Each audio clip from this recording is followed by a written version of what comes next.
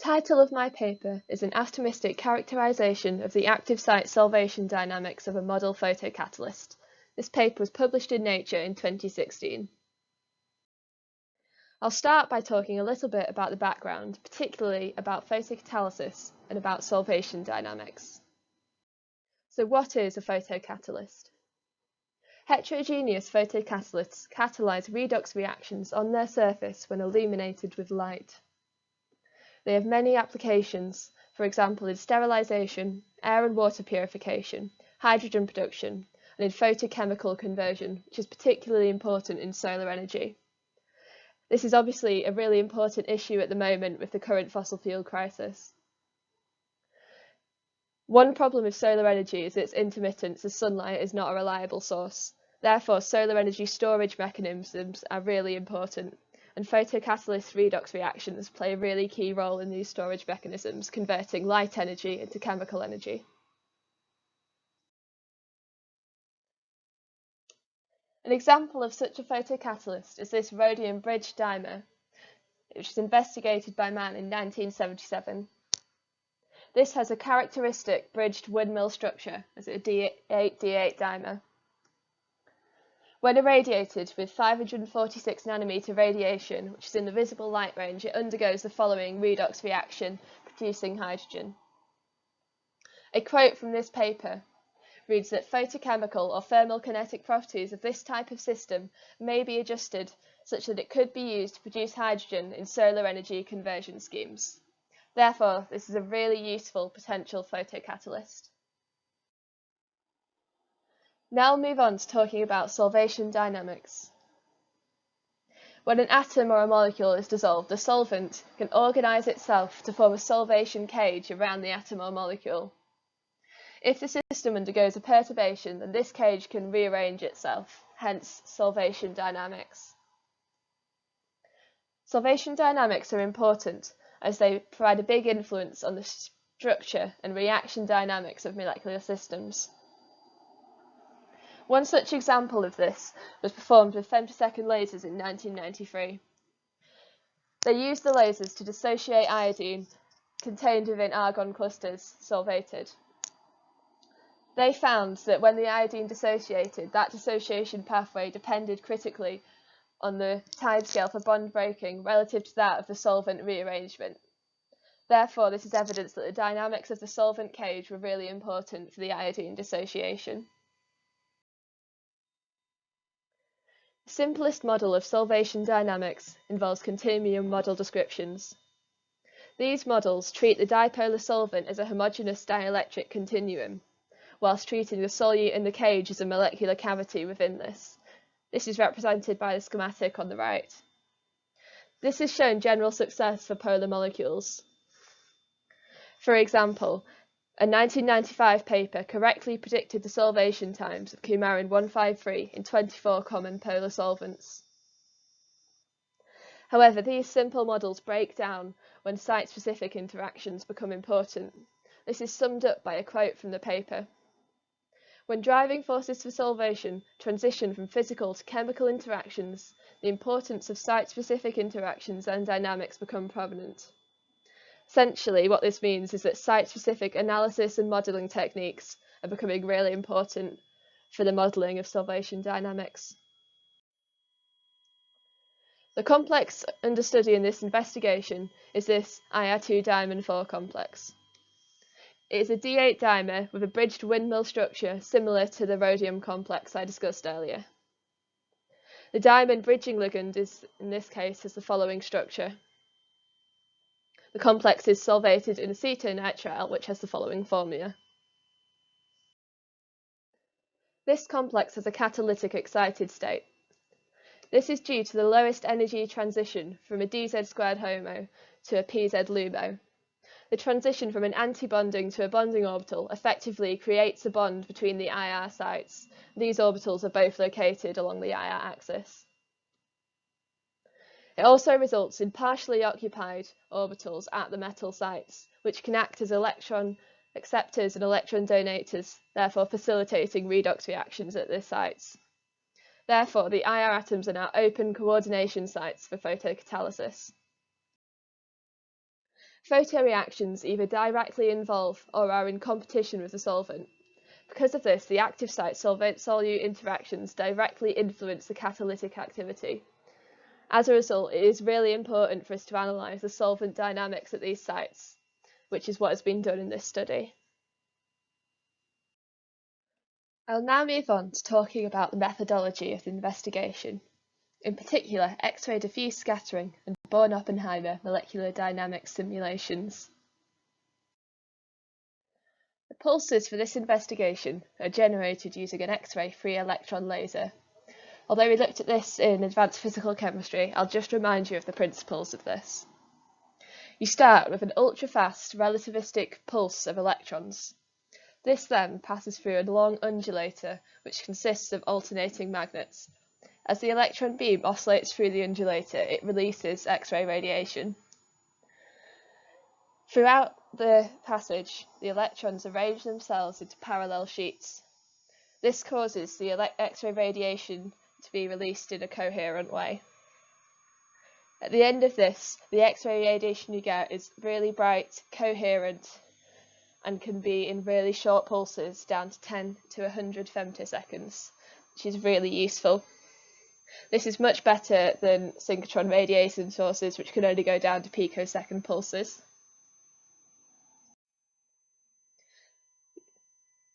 These investigations were performed at the LCLS, which is shown here at Stanford.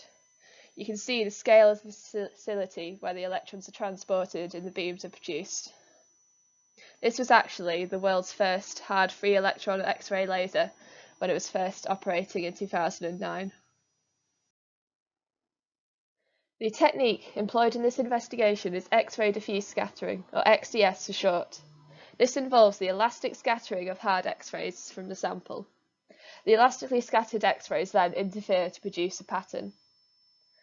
This technique is very good because it's sensitive to structural changes of the entire sample volume. In the case of a solution sample, this means it's sensitive to changes in the structure of the molecule in the solvent cage and the bulk solvent. It does, however, require very high intensity pulses, such as those produced from the free electron laser. So by using the really ultra-short pulses as produced by the free electron laser, you can perform ultra-fast XDS. And a quote from our paper reads, "Ultrafast XDS directly probes the time-dependent changes in the distribution of distances between unique pairs of atoms." So just to compare XDS with conventional optical spectroscopies, XDS preferentially samples the electron-rich atom dynamics, whereas optical spectroscopy prefers to sample the Frank Condon active sites. These sites may not be chemically relevant, whereas the IR electron-rich sites are. XDS is also able to directly probe the structural dynamics and can compare these with molecular dynamics simulations directly. However, if we want to extract the structural dynamics from optical spectroscopy, we need accurate knowledge of the excited state potential surface. This is the setup used in this investigation. First, the solution sample is pulsed through a nozzle in order to produce a flat sample sheet. The sample is then excited using a femtosecond laser. This laser is a duration of 70 femtoseconds and is at a wavelength of 480 nanometers, and it is produced from a titanium sapphire laser source. The sample is then probed by an X-ray pulse. The X-ray pulse is at 30 femtoseconds, allowing really good time resolution. By varying the time delay between the X-ray and laser pulses, the dynamics of the sample structure can be investigated. The scattering angle and the intensity of the signal is then detected.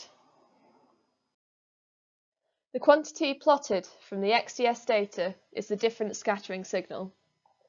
This is the difference in the scattered intensity before and after a perturbation. In this case, that perturbation is the excitation. For a solution, this can be modelled as a sum of contributions from the solute molecule, from the solvation cage, and from the bulk solvent. In this investigation, the contribution from the molecule can be split into a contribution from the iridium bond distance and from the dihedral angle across the iridium axis. The solvation cage term can be split into a desolvation term, where the iridium atoms are desolved from the solvent, and a coordination term, where the solvent cage coordinates again to those sites. The bulk solvent term depends on the energy dissipated from the solute molecule, and this results in an increase in temperature of the bulk solvent. The difference scattering signal can then be plotted against Q, which is dependent on the scattering angle 2 theta. The solvation dynamics of the photocatalyst are also modelled using Born-Oppenheimer molecular dynamics. They use a quantum mechanics/molecular mechanics method. This is a multi-scale molecular dynamics technique. This is multi-scale because it uses quantum mechanics for the IR complex modelling, and it uses classical force fields for modelling the solvent.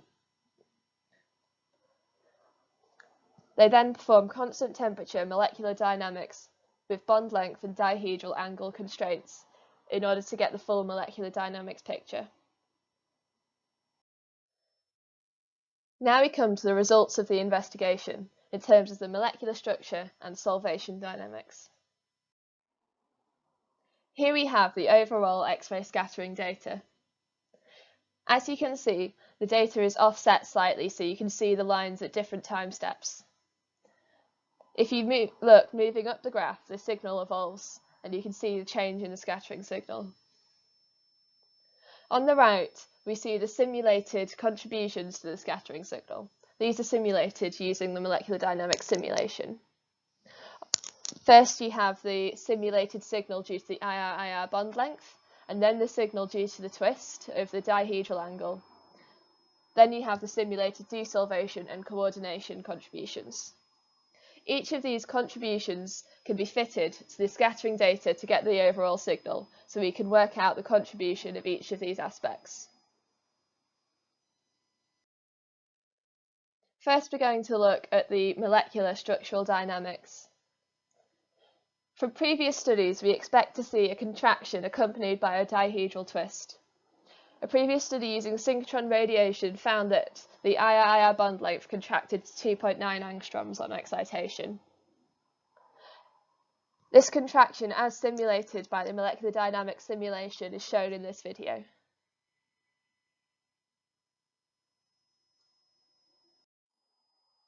Here is the data on the solute structure extracted from the scattering signal. From this, we can see a contraction to 2.92 angstroms and a dihedral twist of 15 degrees. This is consistent with the previous values obtained from synchrotron studies. If we look at the red line, this shows the change in the bond distance between the IRs. This suggests an initial fast contraction occurring over around 300 femtoseconds. The blue line shows the dihedral twist, so from this we see that this twist is slightly delayed and then occurs over a much slower timescale, around 2 picoseconds. Comparison of these scattering results with the molecular dynamics simulation show a good overall agreement. In both results we can see the same trend of a fast contraction followed by a slower twist.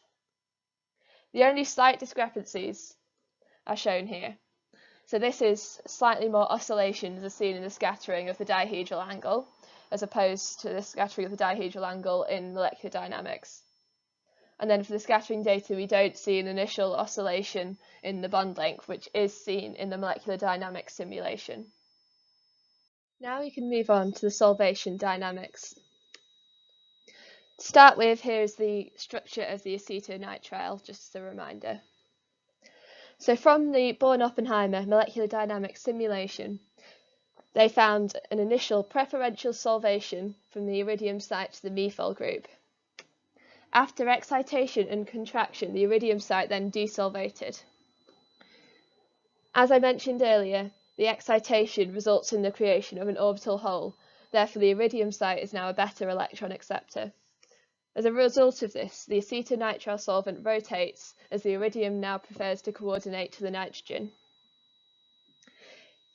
Here's the coordination number, or the change in coordination number, from the molecular dynamics simulation. The red line shows the desolvation of the methyl group as the coordination number decreases. The blue line then shows the much slower coordination of the nitrogen group to the iridium site as that coordination number decreases. Here are the desolvation and coordination contributions to the scattering signal. As you can see, we see the same trend with a fast initial desolvation followed by a slower, delayed coordination.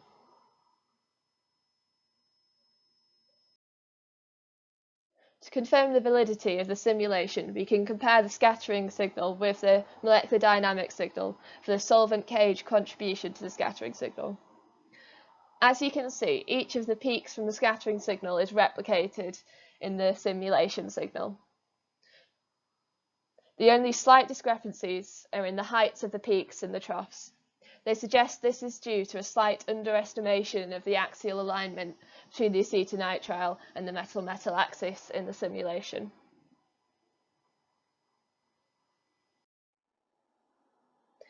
Finally, I'm going to talk about the conclusions of the investigation and what is next in this field.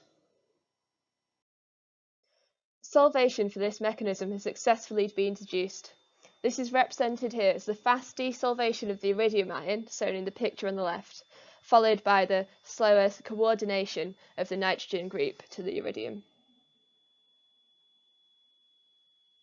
This is different from other acetonitrile solvation dynamics, which have showed polar solvation dynamics governed by the rotational response of the acetonitrile. These result in fast, less than picosecond solvation dynamics. However, for our iridium complex, we have shown that the significant structural change plays a key role as opposed to polar solvation. This is because there is no significant change in dipole moment on excitation. Therefore, the dynamics are instead governed by large translational moments coupled to rotation, resulting in much slower dynamics of a scale of a few picoseconds. Overall, combining the XDS and molecular dynamics techniques has been a really successful combination of computational and experimental results. We have seen really good agreement between the XDS data and the molecular dynamics simulations. The XDS has allowed us to produce high time resolution solvation dynamics pictures down to the femtosecond range, which is much better than the previous synchrotron studies, which could only study at a 50 picosecond resolution. Also, the combination of these two techniques allowed insight into the specific atoms involved. The XDS data alone could not differentiate between the nitrogen and the methyl groups on the acetonitrile coordinating, whereas the addition of the molecular dynamics simulation allowed that mechanism to be deduced. Therefore, there is lots of potential for further studies utilising these techniques for studies of solvation dynamics. X-ray emission spectroscopy is a technique that could be used complementary to XDS. X-ray pulses are used to kick out an electron from the core of an atom. This results in an electron hole, causing outer electrons to fall back down into it and release energy. This radiation is then detected, providing information about the electronic structure of those core electrons. It also uses hard X-rays from XFEL sources. It allows insight into the electronic configuration of atom centers, while the XDS can probe structural changes. Therefore, these two techniques are complementary. So what is next for this field? Well, the world's first hard free electron laser, LCS, began operation in 2009, so this is still a relatively new area of technology. Since then, we've seen the operation of the European X-ray free electron laser, which began in 2017. In 2021, LCLS2 should begin producing. This is a major upgrade to the original LCLS. It uses a superconducting accelerator and will provide a major jump in capacity, moving from 120 pulses per second to 1 million pulses per second. As you can see from this picture, this will work alongside LCLS, but will provide a major upgrade to this facility. Therefore, as this is still a growing field and technology is ever changing, there is still much more potential for research using X-ray free electron lasers, and we should expect to see much more output over the next few years.